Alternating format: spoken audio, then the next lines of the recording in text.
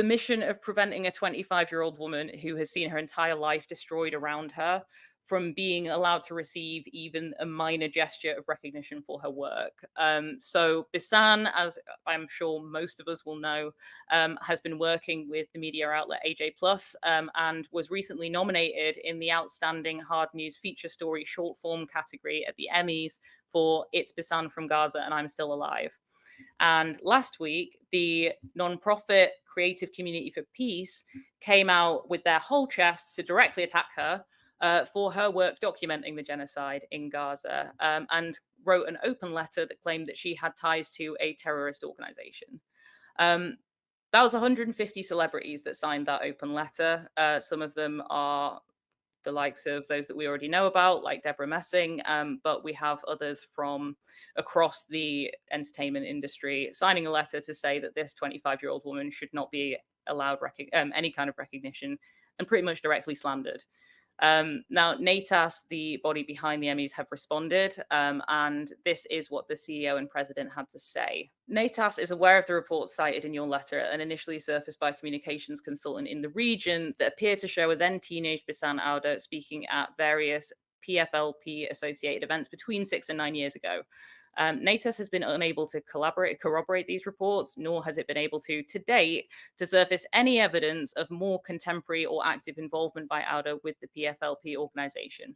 NATAS has found no grounds to date upon which to overturn the editorial judgment of the independent journalist that reviewed this material. Jessica, I don't know, I can't comprehend the idea of an incredibly wealthy film director sitting in an incredibly expensive house, looking at a video from Bisan filmed on her phone, documenting her family's evacuation under fire from missiles all around her, and thinking to themselves, someone has to make sure this girl never gets an Emmy.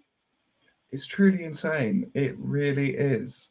It's like these genocide deniers even are so hell bent on doing everything they can to silence someone like Bisan, who is probably the most admirable civilian journalist of my entire lifetime. And they're trying to paint her out as a terrorist by affiliation, saying she's legitimizing a terrorist organization and subsequently the Emmys, but she's legitimizing the horrors that Palestinians are experiencing under the foot of Israel. She's legitimizing a genocide, and they mentioned that in their mission statement and in the letter.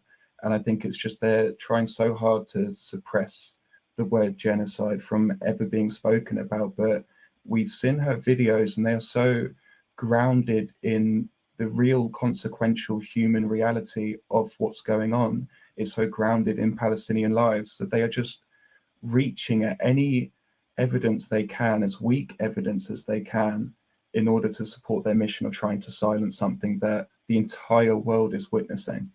No, you're right. I think, yeah, the letter itself, the open letter, I don't want to kind of direct people over to it at the moment because I don't think it really deserves that.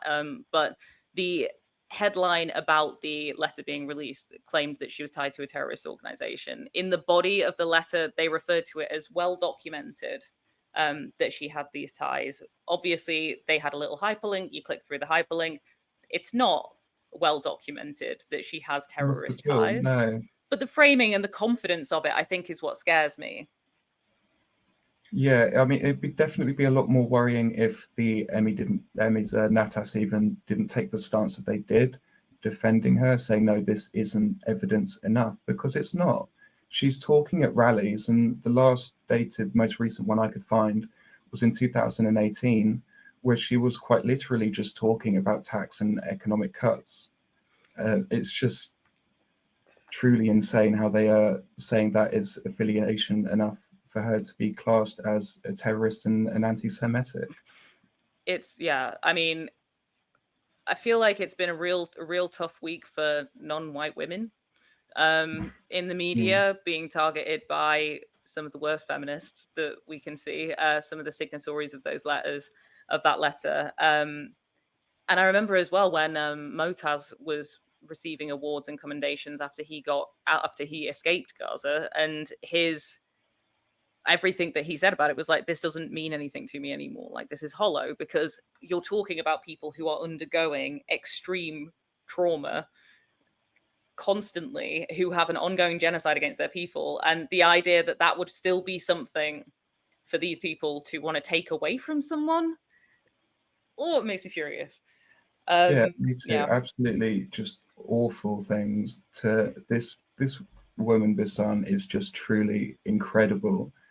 Her videos are so genuine and so raw in what is actually happening. We can see those videos, and they're acting as if she's constantly berating Israeli people and the acts that they're doing, when in the videos that she's been nominated for an Emmy for, they aren't like that at all.